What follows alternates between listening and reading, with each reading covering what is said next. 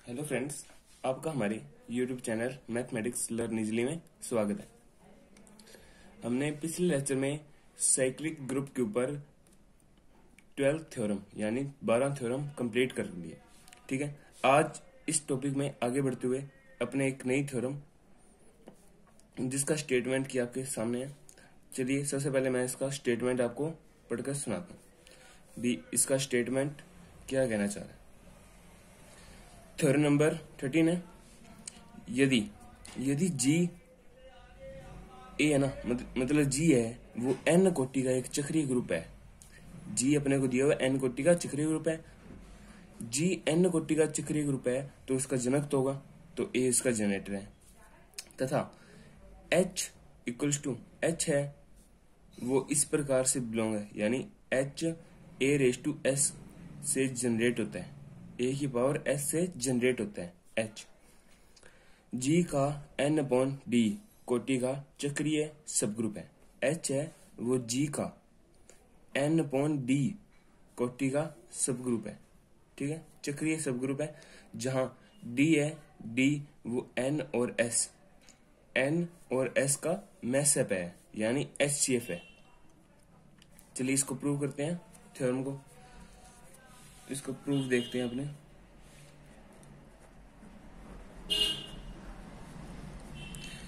Proof से इसको start करते हैं। तो सबसे पहले अपने को लेट करना पड़ेगा, लेट ऑर्डर ऑफ एच, यानी एच का ऑर्डर क्या है। एच का ऑर्डर अपने लेट कर लिया, एच का ऑर्डर एम है। एच का ऑर्डर एम है तो वो उसके जनरेटर यानी जिससे वो जनरेट हो रहा है उसका जनरेटर का ऑर्डर भी क्या होगा, एम ही होगा। यदि एच का ऑर्डर एम है तो उसके जनरेटर यानी order of a raise to s इसका ऑर्डर भी एम ही होगा। ये आपको पता है, यानी इसका मतलब क्या है, order of a raise to s equals to m. मतलब इसका ऑर्डर एम कब हुआ होगा, जब ए रेस टू एस इसकी पावर एम की होगी। और ठीक है, और इसे अपने इस प्रकार लिख सकते हैं m into s, a raise to m into s, यानी इसकी पावर इसका ऑर्डर एम कब हुआ होगा, जब इसके इक्वल टू ई आया होगा, यानी आइडेंटिटी एलिमेंट आया होगा, तभी इसका ये ऑर्डर होगा।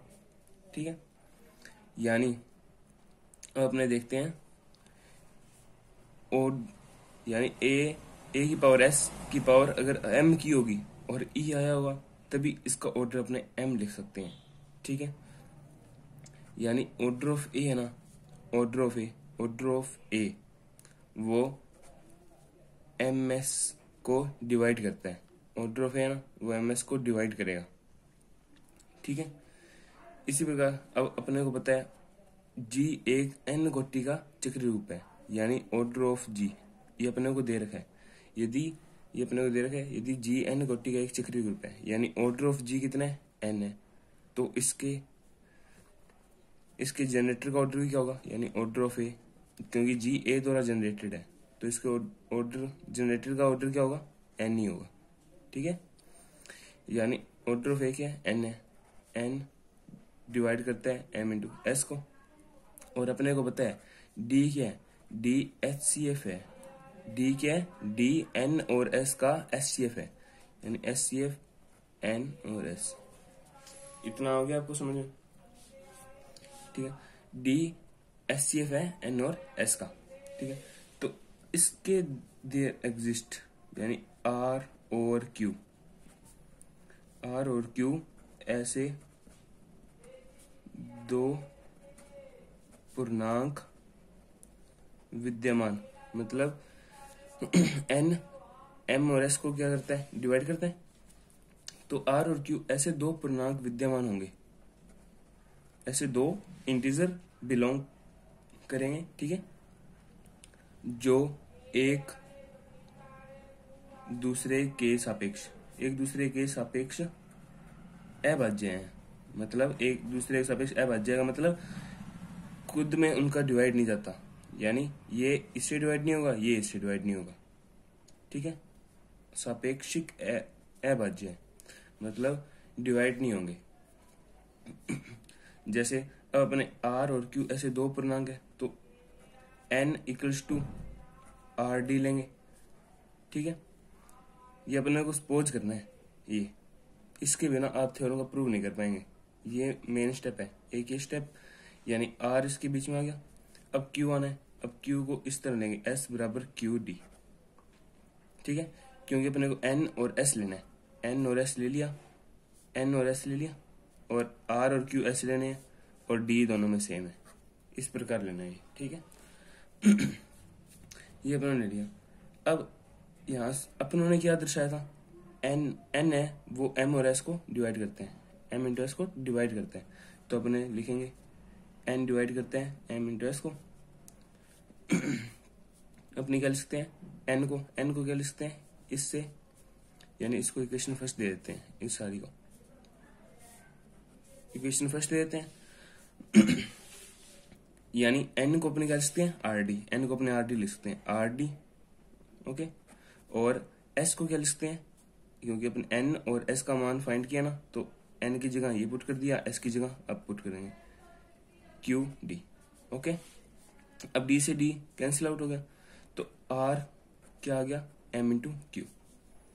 अब यहां से दो केस बनेंगे, यहां से दो केस बन रहे हैं, या तो आर एम को डिवाइड करेगा या आर क्यू को डिवाइड करेगा, ठीक है। और अपना ले रखा है आर और क्यू ऐसे दो पूर्णांक विद्यमान है जो एक दूसरे के सापेक्ष अभाज्य है, यानी ये कथन तो रॉन्ग है, यानी ये तो अभाज्य है, डिवाइड आर क्यू को डिवाइड नहीं करता, ये अपनों ने लिख रखा है। तो कथन कौन सा आएगा, आर डिवाइड करेगा एम को, इसे इक्वेशन 2 देते हैं, ठीक है। क्योंकि यहां पर इसका रीजन क्या लिखेंगे, आर और क्यू सापेक्षिक अभाज्य है, रिलेटिवली प्राइम, यानी ये एक दूसरे को विभाजित नहीं करेंगे। तो अपने अगेन क्या देखेंगे, अगेन ये पावर देखेंगे। सर इसकी पावर अपने क्या की थी m, अब अपने इसकी पावर करेंगे ए रेस टू एस की पावर r करेंगे, ठीक है। मतलब पहले m की थी, अब इसकी पावर अपने क्या करना है r करना है। अब देखते हैं क्या आएगा, इसको ए रेस टू आर एस लिख सकते हैं अपने, ए रेस टू आर एस का मान अपने क्या रख सकते हैं इक्वेशन फर्स्ट से एस का मान अपने रख सकते हैं क्यू डी, ठीक है। और इसको अपन लिख सकते हैं ए क्यू लिख सकते हैं, क्यू को अलग और आर डी को अलग कर सकते हैं, क्योंकि ये मल्टीप्लाई में आगे पीछे अपने कर सकते हैं, ठीक है। और आर डी को अपने क्या लिखेंगे, इक्वेशन फर्स्ट से आर डी को लिखेंगे एन, यानी इसको अपने लिख सकते हैं ए क्यू एन, ठीक है। इसको इस पर लिख सकते हैं, और ये किसके बराबर है, ये इसके बराबर है, इसके बराबर ही तो सारा हल कर रहे हैं अपने, इसके बराबर है। और इसको यानी ये लिखेंगे, और ए रेस टू एन की पावर क्यू लिख सकते हैं इसे। और ए रेस टू एन क्या है, यानी ऑर्डर ऑफ ए एन है, तो ए रेस टू एन किया होगा तो ई आया होगा, तो भी ऑर्डर ऑफ ए एन है, यानी ये चीज सेटिस्फाई है तो ये चीज होती है, नहीं तो ये चीज नहीं होती, ठीक है। यानी ऑर्डर ऑफ ए एन कब हुआ होगा, जब a raise to N E आया होगा, ठीक है। तो ये सारा क्या होगा, ई हो गया, यानी इसका मान कितना आ गया, ए रेस की पावर आर इक्वल्स टू ई, ठीक है। यानी ऑर्डर ऑफ, तो इसका मतलब क्या है, इसका मतलब ये है ए रेस टू एस कर ए की पावर एस और इसकी पावर आर कर रहे हैं, यानी पूर्णांक बात कर रहे हैं,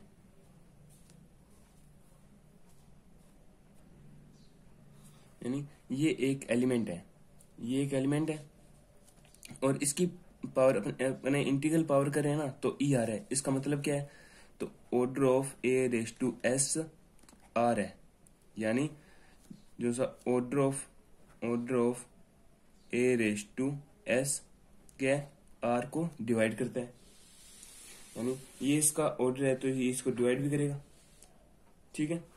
और अपनों ने क्या लेट कर रखा है, order of a raise to s क्या एम है, यानी m डिवाइडेड बाय r, ये चीज हमने लिख सकते हैं m डिवाइडेड बाय r, इसको इक्वेशन थर्ड देते हैं। तो अपने देखते हैं इक्वेशन, यहां पर देखते हैं अपने, इसके आगे इधर है, ठीक है। तो m, इसको अपने क्या लिख सकते हैं, m लिख दिया, देखो क्योंकि अपनों ने इलेक्ट कर रखा है order of a raise to s बराबर m है, ओके, देख सकते हैं आप। तो m डिवाइडेड बाय r, तो अपने लिख सकते हैं equation first, second and third. Equation first, second and third से तो सबसे पहले इक्वेशन फर्स्ट देखते हैं अपने। इक्वेशन फर्स्ट ये रही, ठीक है।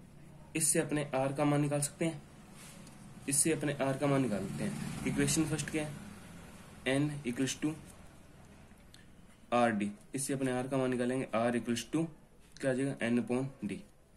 और इक्वेशन सेकंड और इक्वेशन थर्ड, r m को, r है m को डिवाइड करता है और m r को डिवाइड करता है, यानी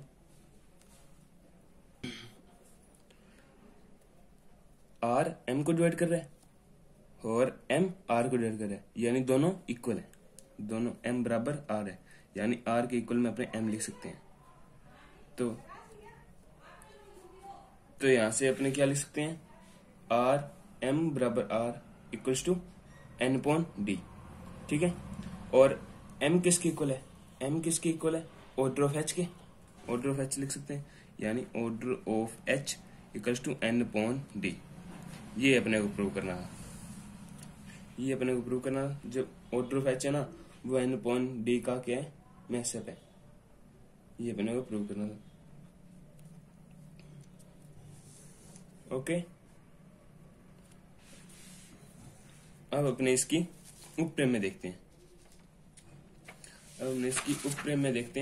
उपप्रेम में किस प्रकार है उपप्रेम में, यानी क्रोलरी,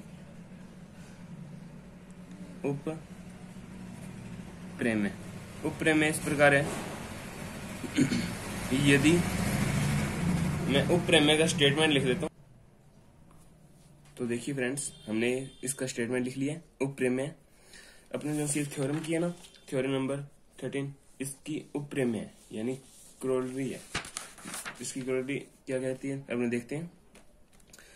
यदि ए एक n कोटि के परिमेय चक्रीय ग्रुप G का जनक हो, जैसे जैसे थ्योरम कहती है वैसे वैसे अपने लिखते जाते हैं। यदि ए एक n कोटि के परिमेय चक्रीय ग्रुप G का जनक हो, ए है वो n कोटि के परिमेय चक्रीय ग्रुप, यानी G इसका जनक है, ए G का जनक है और G परिमेय चक्रीय ग्रुप है, ठीक है। तो अपने इसका देखते हैं प्रूफ। तो order of G equals to अपने लिखेंगे n कोटि का n, यानी ऑर्डर ऑफ Gn, यानी ग्रुप का ऑर्डर n है, तो इसके जनरेटर कौन है, A, उसके जनरेटर का ऑर्डर भी क्या होगा, n ही होगा। ये अपने जानते हैं, इसकी अपने थ्योरम प्रूव कर चुके हैं, इसके लिए हम अपने थ्योरम प्रूव कर चुके हैं। B order of G n है, तो उसके जनरेटर का ऑर्डर भी n ही होगा। और अपने इलेक्ट करते हैं order of A raise to R, order of A raise to R, order of A raise to R, इसको अपने n अपॉन डी लेट करते हैं, यानी order of A raise to R n upon d है। जहां अपने देखते हैं, जहां d है ना वो n और r, n और r का, जो d है वो n और r का क्या है, n और r का SCF है, SCF है ऐसे, यानी जो सा d है वो SCF है किसका, n और r का, ओके फ्रेंड्स। जहां पर ये d है वो n और r का SCF है, SCF यानी SCF का मतलब क्या होता है, मतलब n और r है ना, r n के सापेक्ष अभाज्य पूर्णांक है, अभाज्य पूर्णांक, यानी अपने इनका r है वो n के सापेक्ष क्या है, अभाज्य पूर्णांक है, यानी दोनों एक दूसरे के सापेक्ष रिलेटिवली प्राइम है। तो इनका जब अपने SCF फाइंड करेंगे तो वो 1 आएगा, यानी d का मान 1 आएगा। अपने को यही प्रूव करना है, r n के सापेक्ष अभाज्य है, यानी आर एन के सापेक्ष यानी रिलेटिवली प्राइम नंबर है, क्योंकि इसका डी का मान 1 आता है, अपने को प्रूव करना है। तो देखते हैं, इसको n.1 है और अपने को ये दे रखे हैं जी का एक अन्य जनक a⁻r है। जी का एक जनक तो a है यानी जनरेटर a है, और इसका एक अन्य जनरेटर a⁻r है। ठीक है, जनरेटर को इस ब्रैकेट से शो करते हैं। जी का ये जी के 2 जनरेटर हैं। ठीक है, मतलब जी का जनरेटर ये है और जी का एक अन्य जनक ये है। ठीक है, तो ऑर्डर ऑफ ए है, वो 2 जनक हैं यानी दोनों आपस में क्या होंगे, इक्वल होंगे। 2 जनक हो नहीं सकते, यानी जी के 2 जनक हैं, जी के 2 जनक हैं, यानी order of a equals to order of a⁻r, यानी दोनों इक्वल हैं, दोनों इक्वल हैं, यानी order of a equals to order of a⁻r अपन लिख सकते हैं। ऑर्डर ऑफ ए क्या है, ऑर्डर ऑफ ए n है, और ऑर्डर ऑफ a⁻r अपन क्या माना है, n/d, n से n डिवाइड हो गया, यानी d का मान कितना आ गया, 1 आ गया, d इक्वल्स टू 1। और d क्या है, d का मान 1 आ गया, d SCF है n और r का, और SCF n और r का यदि 1 आता है तो ये n और r रिलेटिवली प्राइम नंबर होते हैं। तो अपन ने सिद्ध कर दिया r n के सापेक्ष अभाज्य है, अभाज्य है यानी रिलेटिवली प्राइम नंबर है। चलिए इस थ्योरम जो से अपन ने थ्योरम की थी, थ्योरम 13, इस पर एक क्वेश्चन करते हैं। क्वेश्चन से आपको ज्यादा समझ आएगी ये थ्योरम, यानी एक क्वेश्चन करते हैं। एग्जांपल, यदि अपने पास जी की कोटि है, जी की कोटि यानी जी का ऑर्डर अपने को दे रखा है 105, ठीक है, और अपने पास एच दे रखा है, एच जनरेटर है a⁻15 का, यानी a⁻15 एच को जनरेट करता है। तो अपने देखते हैं, अपने इसमें क्या लिखा था, देखो order of G, order of G क्या है, n है, यानी ऑर्डर ऑफ जी क्या है, n है। यहाँ पर अपने को जी की कोटि कितनी रखी है, यानी ऑर्डर कितना दे रखा है, ये किसकी इक्वल होगा, n के, यानी n का मान आ गया 105, ठीक है, और a⁻15 है, और h का मान यहाँ पर क्या होता था, a⁻s, यानी s का मान अपने इस क्वेश्चन में क्या है, s का मान इस क्वेश्चन में 15 है। ठीक है, अब अपने इसको